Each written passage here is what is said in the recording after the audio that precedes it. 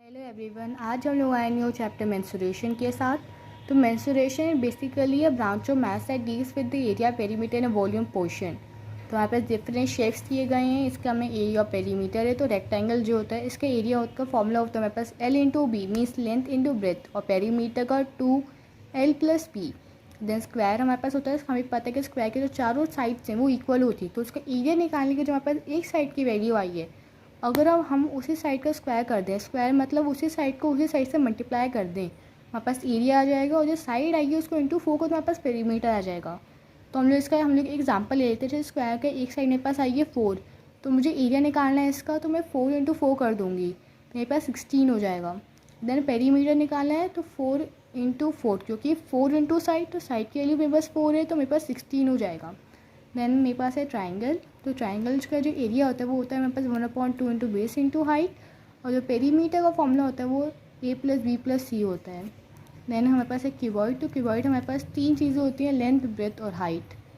तो हमारे पास इसमें क्वेश्चन आ जाता है कि देन क्यूबॉइड है हमारे पास, अगर जो हमने इसकी हाइट है दिस पोर्शन, अगर हम उसे ज़ीरो कर दें, मतलब उसको पूरा कम कर दें, यहाँ तक कर दें, तो हमारे पास कौन सी शेप बनेगी तब। तो हमारे इसका आंसर है हमारे पास L इंटू बी है, मतलब हमारे पास बनेगी रेक्टेंगल शेप। देन पैरेललोग्राम, तो पैरेललोग्राम का जो एरिया होता है वो होता है बेस इंटू हाइट। हाइट हमेशा हम लोग परपेंडिकुलर हाइट लेते हैं, कभी हम लोग ये हाइट नहीं लेते हैं। देन जो पेरीमीटर होता है वो होता है 2 ब्रैकेट में a प्लस बी। अब हम लोग आ जाते हैं एक्सरसाइज पे। तो हमारे पास एक्सरसाइज 15.1 है, तो उसमें क्वेश्चन 1 है हमारे पास, the length and the breadth of a rectangle field are in ratio 9:5. If the area of the field is 14,580 square meter, find the cost of surrounding the field with the fence at the rate of rupees 3.25 per meter. तो question में क्या बोला जा रहा है कि हमें length और ब्रेथ की रेशियो दी गई है और हमें एरिया भी दिया गया है, और हमें क्या निकालना है, फेंसिंग करना है उसका, तो हमें इसका कॉस्ट निकालना है। तो इससे हमें एक आइडिया मिल जाएगा कि हमें फेंसिंग करना, तो हम फेंसिंग हमेशा बाउंड्री पोर्शन में करते हैं मीन्स पेरीमीटर, और हम लोग जो कॉस्ट होगा, कॉस्ट कैसे निकालेंगे हमें पता है भाई, पर मीटर में ₹3.25 से मल्टीप्लाई करना है, तो जो हमारे पास आएगा पेरीमीटर उसमें 3.25 से मल्टीप्लाई करें तो हमारे पास कॉस्ट आ जाएगी। तो हम लोग को आंसर देखते हैं कैसे करेंगे हम लोग। तो हमें पहले मेंशन क्या चीज़ है, लेंथ रेशियो ब्रेथ 9:5। तो हम लोग के हमेशा हम लोग कभी रेशियो में सॉल्व नहीं करते, हम लोग उसे कुछ लेते हैं, जैसे कि यहाँ पे मैंने 9x और 5x लिया है, तो मैंने इसका एरिया निकाला है रेक्टेंगल का, तो मेरे पास 9x इंटू 5x का मैंने लिया, तो मेरे पास 45x स्क्वायर आ गया। मुझे क्वेश्चन में ऑलरेडी मेंशन है कि मेरे पास एरिया क्या है, तो मैं 45x स्क्वायर को एरिया की इक्वलाइज कर दूंगी। फिर जो मेरा x स्क्वायर है, क्योंकि बाय क्रॉस मल्टीप्लिकेशन क्या होगा, जो 45 है वो 14,580 के नीचे चला जाएगा, और नीचे चला जाएगा तो मेरे पास आएगा 324। तो मतलब x स्क्वायर की जो वैल्यू हमारे पास 324 है, मगर हमें x की वैल्यू चाहिए, तो x की वैल्यू फाइंड करने के लिए हम लोग जब स्क्वायर हटाएंगे तो 324 के ऊपर जो क्या होगा, हमारा अंडर रूट लगेगा, और हमारे पास x की वैल्यू फिर 18 आ जाएगी। जब हम लोग अंडर रूट निकालेंगे तो पता चलेगा हमारे पास जो 324 है किसका स्क्वायर है, कि 18 का स्क्वायर है। फिर हमारे पास हमने 9x जो लिया था, हमने 9x की वैल्यू पुट करेंगे, क्योंकि हमें तो लेंथ और ब्रेथ दिया गया है, हमें पेरीमीटर निकालने के लिए ये दो चीज़ें बहुत ज़्यादा ज़रूरी होती हैं। फिर हमें लेंथ दिया था 9x, तो मतलब 9x होता है वो 9 इंटू एक्स होता है, तो मतलब x की वैल्यू 18 है, तो 9 इंटू 18 हमारे पास 9x हो गया, वो हमारे पास 162। देन ब्रेथ के लिए भी सेम करना है, ब्रेथ हमारे पास 5x है, देन 5 इंटू एक्स, तो 5 into 18 is equal to 90 metre. Then हमें फेंसिंग करनी थी, तो जैसे मैंने पहले बताया था कि हमें पेरीमीटर निकालना पड़ेगा बिकॉज देखिए अगर हमारे पास ये फील्ड है तो मुझे फेंसिंग बाउंड्री पोर्शन में करनी है। बाउंड्री पोर्शन आपको मेंशन नहीं होता है, क्योंकि मगर हम लोग कभी एरिया में नहीं, हम लोग अपनी बाउंड्री घर के बगल बगल में बनाते हैं, ना ही बीच में। तो हम लोग पेरीमीटर निकाल लेंगे, तो पेरीमीटर का फॉर्मूला होता है 2L प्लस बी। फिर हम लोग इसमें हमने पास जो L है और B है उसकी वैल्यू पुट कर देंगे, तो हमारे पास 252 इंटू 2 आ जाएगा, जो हमारे पास 504 मीटर की आ जाएगी, 5404 इसका मीटर है, ठीक। देन हमें कॉस्ट निकालना था, तो हम लोग का पेरीमीटर इंटू हमारे पास 1 मीटर की कॉस्ट, हम लोग जो मल्टीप्लाई करें हमारे पास आएगा ₹1638। देन हमारे पास है नेक्स्ट क्वेश्चन है हमारे पास, rectangle is 16 metre by 9 metre, find the side of a square whose area equals the area of the rectangle by how much does the perimeter of the rectangle exceed the perimeter of the square।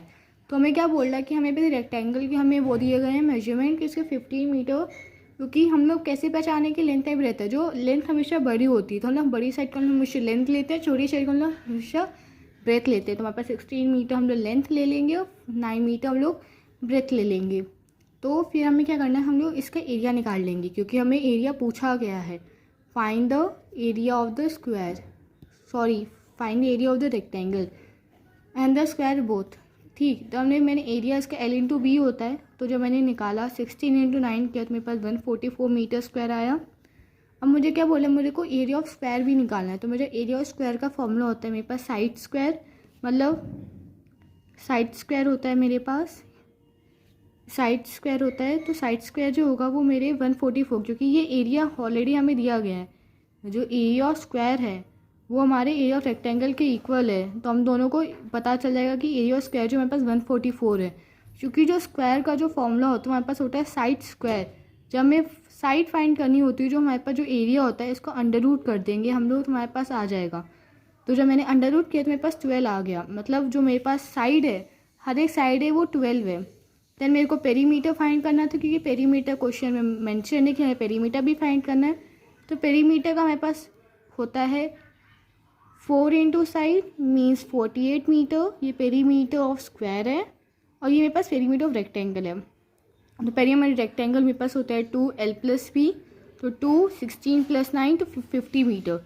मेरे को पूछा था that by how much the perimeter of the rectangle exceed the perimeter square, मतलब कितने से जो perimeter rectangle है बड़ा है पेरीमीटर स्क्वायर के। जब मैं मेरा जो आंसर आया 50 मीटर, जब मैं माइनस कर दूँगी 48 मीटर तो मेरे को पता चल जाएगा कितना।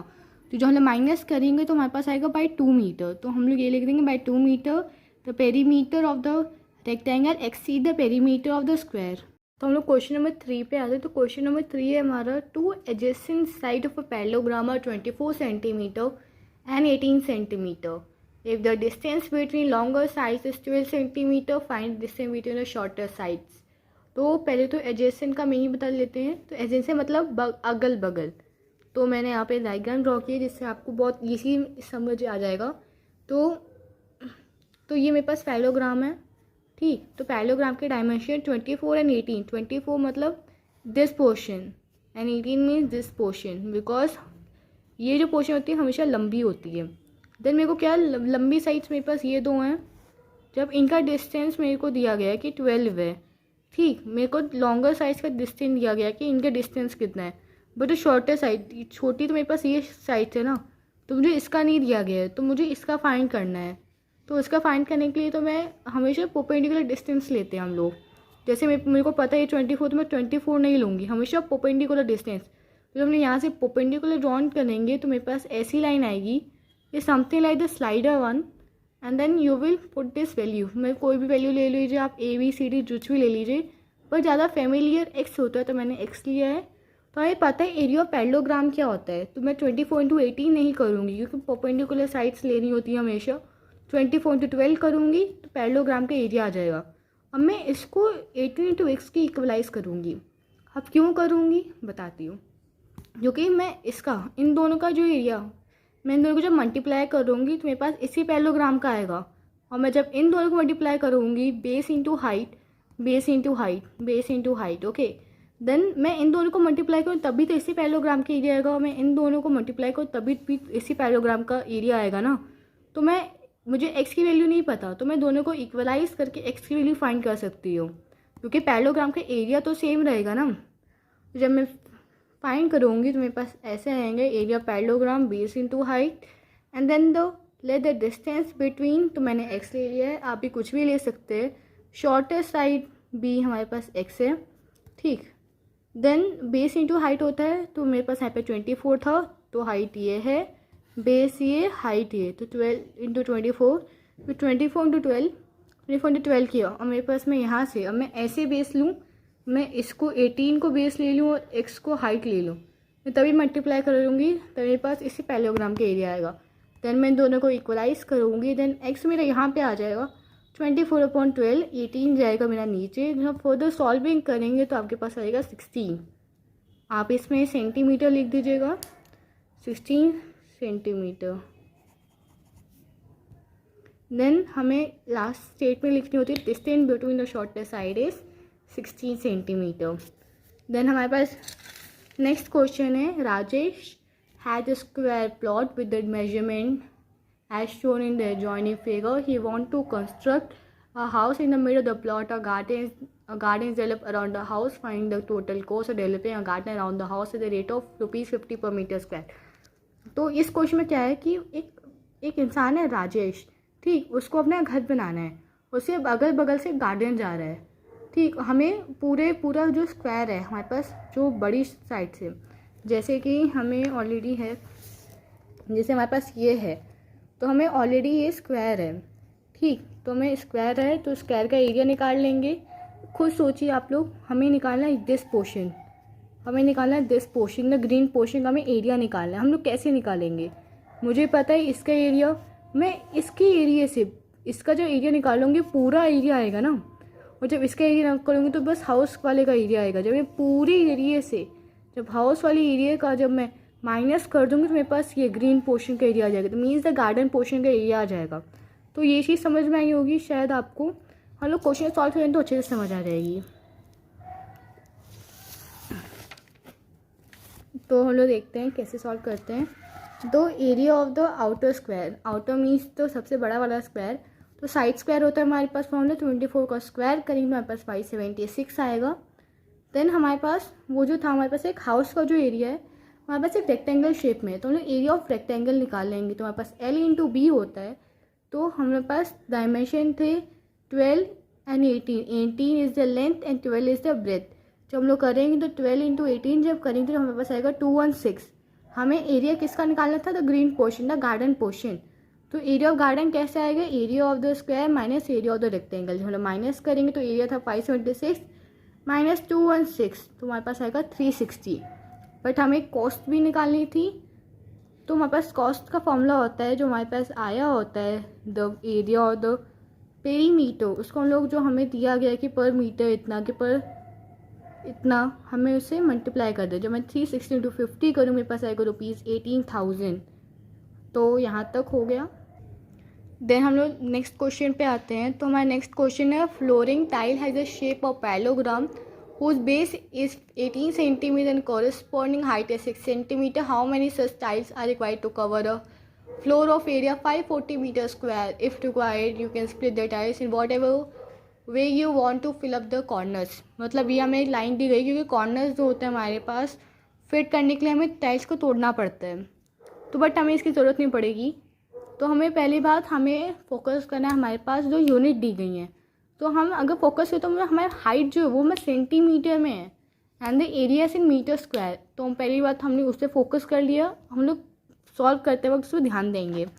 तो फ्लोरिंग टाइल, तो हमें क्या पता है वो पैरेललोग्राम में है, तो एरिया ऑफ पैरेललोग्राम निकाल लेंगे। एक टाइल का मेरे पास आ गया, एक टाइल का मेरे पास आ जाएगा एरिया इससे, मतलब बेस इंटू हाइट होता है मेरे पास। तो बेस मेरे को 18 दिया गया है, हाइट मेरे को 6 दिया गया है।